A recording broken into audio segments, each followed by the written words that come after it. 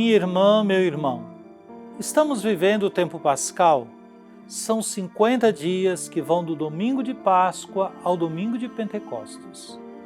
A cada dia proclamamos a vitória de Jesus Cristo sobre a morte. O Senhor ressuscitou, está vivo. Venha ao nosso encontro para nos libertar de tudo que nos oprime e nos escraviza. Ele quer cada um de nós vivendo da abundância de seu amor e de sua misericórdia. Ele é a esperança que não nos engana, nem nos confunde. Sua cruz tornou-se para nós símbolo do amor do Pai que vence a morte na ressurreição de seu Filho. Todo aquele que vive e crê em Jesus não morrerá jamais, pois morte não é a palavra definitiva. A palavra definitiva é ressurreição. Nascemos para ressuscitar. Agora, preparemo-nos então para escutar a palavra de Deus. Trindade Santa, Pai, Filho e Espírito Santo, vós vos revelastes Deus da palavra, quisestes dialogar com a humanidade, de modo especial por Jesus, o Verbo encarnado. Queremos escutar, acolher e meditar vossa palavra. Derramai em nós o espírito de amor. Concedei-nos um coração que escuta, pondera, discerne e escolhe, em conformidade com vossa santa vontade. Enchei-nos do ardor missionário para dar testemunho da luz, a verdadeira luz, Jesus Cristo, luz do mundo.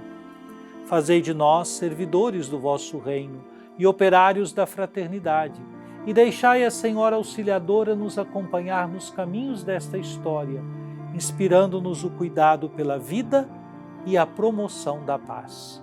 Assim seja. Amém.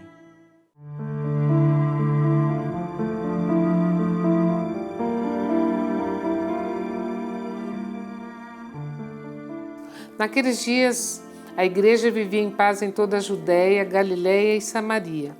Ela consolidava-se e progredia no temor do Senhor e crescia em número com a ajuda do Espírito Santo. Pedro percorria todos os lugares e visitou também os fiéis que moravam em Lida. Encontrou aí um homem chamado Enéas, que estava paralítico e há 8 anos jazia numa cama. Pedro disse-lhe: Enéas, Jesus Cristo te cura.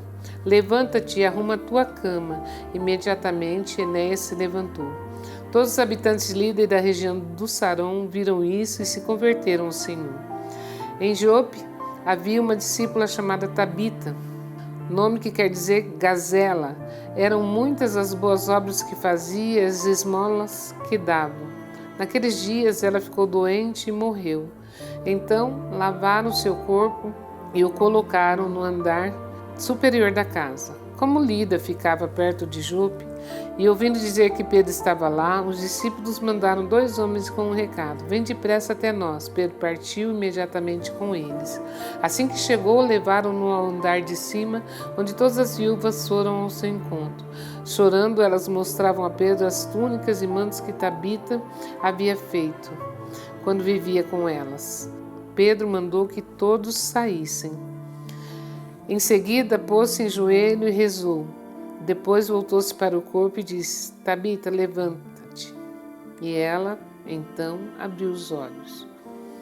Viu Pedro e sentou-se. Pedro deu-lhe a mão e ajudou-a a levantar-se. Depois chamou os fiéis e as viúvas e apresentou-lhes Tabita viva.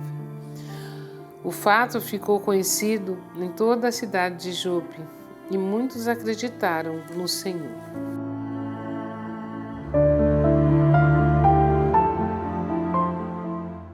Minha prezada irmã, meu prezado irmão, escutamos a leitura do livro dos Atos dos Apóstolos, capítulo 9, versículos 31 a 42. O texto apresenta 2 momentos distintos, mas complementares, do ministério de Pedro, inseridos no contexto da expansão da igreja após a conversão de Saulo. O versículo 31 funciona como uma espécie de transição e síntese. Diz: a igreja gozava de paz em toda a Judéia, Galiléia e Samaria, revelando assim um tempo de consolidação e crescimento da comunidade cristã. O termo era edificada remete à imagem de um corpo vivo, construído sobre a fé e o temor do Senhor, orientado pela ação do Espírito Santo. A paz aqui mencionada não se refere apenas à ausência de perseguição, mas a um estado espiritual de comunhão e fortalecimento interno. A seguir, Lucas narra 2 milagres realizados por Pedro: a cura de Enéas, em Lida, e a ressurreição de Tabita, ou Dorcas, em Jope. Ambos os episódios revelam o poder do nome de Jesus, agindo através da mediação apostólica. No caso de Enéas, paralítico há 8 anos, Pedro declara: Jesus Cristo te cura, reafirmando que os apóstolos não operam por si mesmos, mas como instrumentos do Cristo ressuscitado. A cura de Enéas provoca a conversão de muitos habitantes de Lida e Sarona, o que sublinha o caráter evangelizador dos sinais. A ressurreição de Tabita, por sua vez, é particularmente comovente. Lucas destaca que ela era discípula e conhecida por sua caridade, o que ressalta o papel ativo das mulheres na comunidade primitiva. A forma como Pedro age, mandando sair todos, ajoelhando-se e orando, lembra episódios da vida de Jesus, revelando a continuidade entre o ministério de Cristo e o da Igreja. Ao chamar Tabita de volta à vida, Pedro se torna sinal da vitória de Cristo sobre a morte. A reação da comunidade é de grande fé. Muitos creram no Senhor. Este trecho reforça que a missão da Igreja é levar vida e esperança aos que sofrem. O anúncio do Evangelho deve estar sempre acompanhado por gestos concretos de cuidado e compaixão. A figura de Tabita recorda a importância dos carismas femininos no serviço cristão. Muitas vezes exercidos de forma silenciosa, mas profundamente eficaz.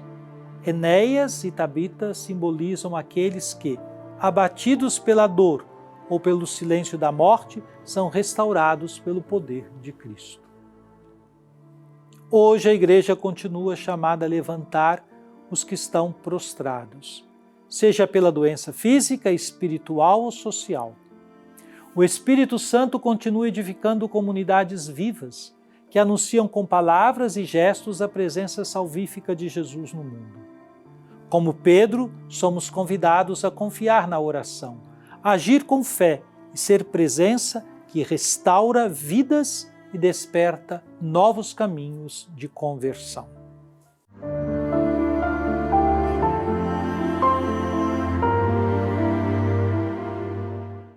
Oremos. Ó Divino Pai Eterno, tendo ouvido e meditado a palavra sagrada, concedei-nos dar testemunho da luz do vosso amado Filho, Jesus Cristo nosso Senhor. Ele que vive e reina convosco, na unidade do Espírito Santo. Amém. Venha sobre você, minha irmã, sobre você, meu irmão, sobre sua família e sua comunidade, a bênção de Deus, Pai, Filho e Espírito Santo. Amém.